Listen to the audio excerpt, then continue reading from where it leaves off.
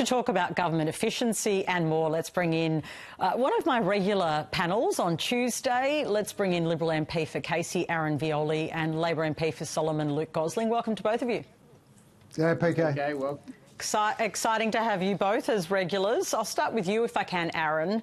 Peter Dutton has defended having two shadow ministers that look to me to be doing pretty much the same job. Why do we need two? Well, it's not unprecedented, Patricia. I mean, we've got a foreign minister, an assistant foreign minister, we've got a treasurer, we've got an assistant treasurer. It's pretty standard practice to have a senior and an assistant supporting them. And as Peter said today, and we're seeing it, there is so much government waste and inefficiency at the moment that with the economic challenges we face, with deficits as far as the eye can see, we need to find that efficiency in government spending. We need to remember that every dollar that is spent by the government is taxpayer dollar, and it needs to be used well and it needs to be used efficient. So it's pretty standard practice across a lot of portfolios, and it just highlights how focused we are on, as a coalition, on making sure that we value and spend well every taxpayer dollar. Luke Gosling, why would anyone be against efficiency? Well, that's what ministers of the Crown do, Patricia. They manage their portfolios in order to provide the best possible taxpayer value for their hard-earned dollars. That's what the job of ministers are. I think what we've got here with these, the doubling up of the position, as it seems, is just Peter Dutton choosing to use the senator from the NC on the coalition side for more culture wars. That's all it is, basically.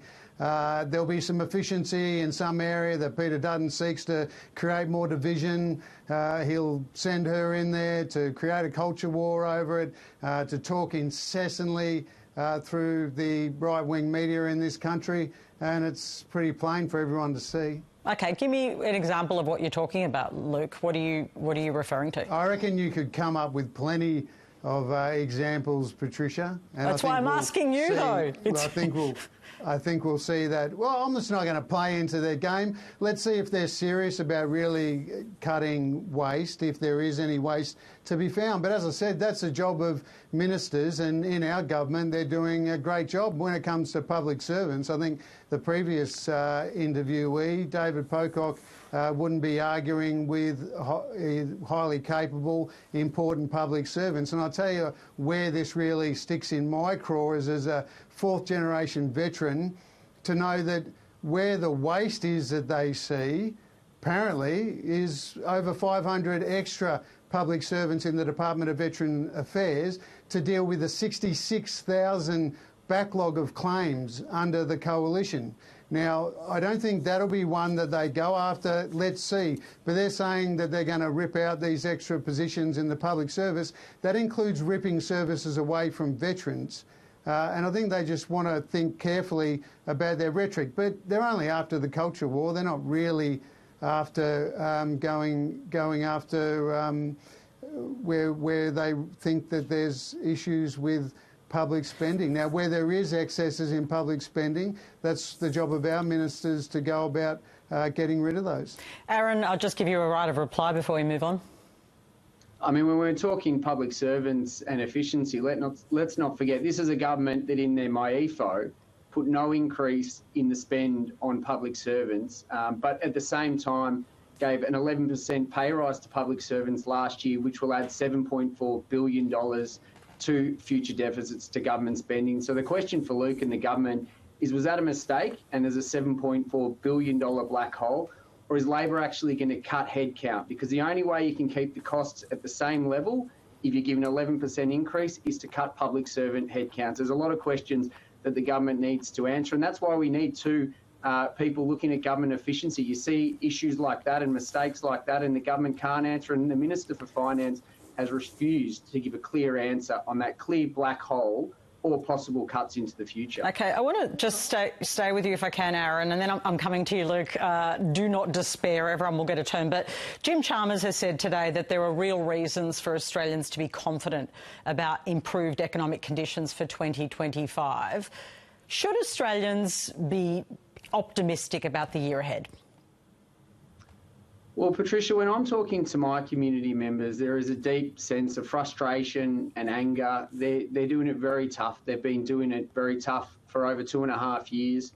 If we look back to this time last year, the Prime Minister and many economic commentators were promising that the good times would come in 2024, and they were promising rate cuts in the middle of last year, and they never came. And we know that is because of increased government spending that is putting so much pressure on supply chains. So it's really tough at the moment. Businesses are struggling. We've seen over 20,000 businesses in the last 2.5 years. I think it's about 26,000 going to insolvency. Many have been struggling. More houses.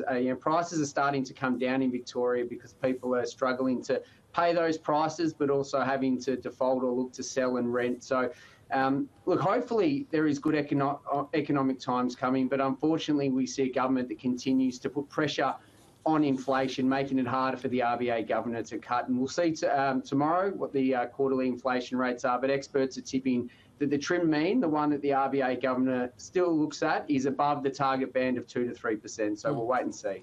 Yeah, on that, Luke Gosling, people are waiting for an interest rate cut. I mean, that's pretty clear. I know that there have been politicians who have urged the RBA to cut rates.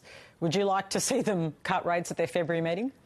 If you don't mind, Patricia, Aaron's part of a party that left us with $1 trillion of debt, couldn't get a budget surplus. We've got 2. That's 2, Aaron. And we've been responsible in managing the budget.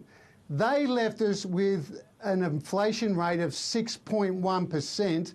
We've more than halved that, whilst also giving cost of living support to Australians. So it's a bit rich to hear that from Aaron.